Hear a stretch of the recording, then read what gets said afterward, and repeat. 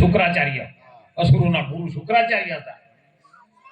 પરમાત્મા વામન સ્વરૂપે મારો નાથ પધાર્યા રાજા બલીને.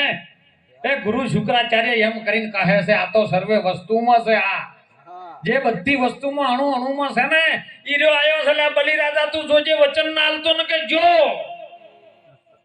બલી રાજાએ પૂછ્યું કે બાપુ ગુરુજી આ નારાયણ છે તમે ઓળખી ગયા છો? કે હા, ગુરુની દ્રષ્ટિથી હું એને ઓળખું છું કે ત્રિલે લોકનો માલિક પરિભ્રમ નારાયણ પરમાત્મા નારાયણ છે આર્યો અને હું ઓળખી ગયો છું.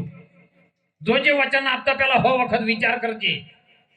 તાણે જો બલિરાજા જેવો સેવક મળ્યો છે અને બલિરાજા એના શુક્રાચાર્યને કીધું છે કે બાપુ જેનું આખું જગત ભ્રમણ કરતું હોય, જેના નામથી આખું વિશ્વ તરતું હોય અને જેનાથી અણુ અણુમાં સર્જન થયું હોય અને હીરો જો અલખનો નાથ એ નારાયણ મારા ઓગણે ભિક્ષા માંગવા આવે ને જો હું કદાચ ક્ષત્રિયનો દીકરો છું ને અને જો નાલું તો મારો ક્ષત્રિયનો ધર્મ લાજે છે.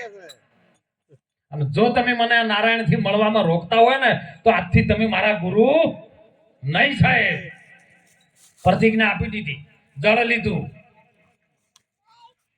3.5 ડગલા ભૂમિ જોવે કે મારે. વામન સ્વરૂપ હતું નાનું. વચન આપ્યા ત્યારે બલિરાજાએ કીધું કે હવે હું ખરું નહીં. માપો અને વામન માંથી વિરાટ બન્યો છે.